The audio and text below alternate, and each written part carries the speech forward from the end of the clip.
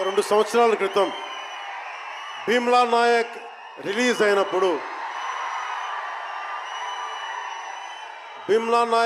అయినప్పుడు అందరి సినిమాలు 100లో ఉంటే పవన్ కళ్యాణ్ సినిమాలు 10 రూపాయలు 15 రూపాయలతో చేశారు.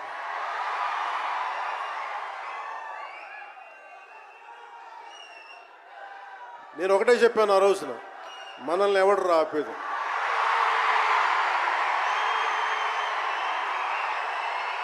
This is not about money.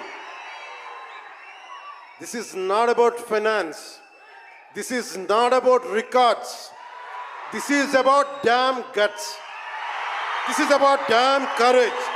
This is about damn tenacity. We are here. We will stand by. We will serve justice.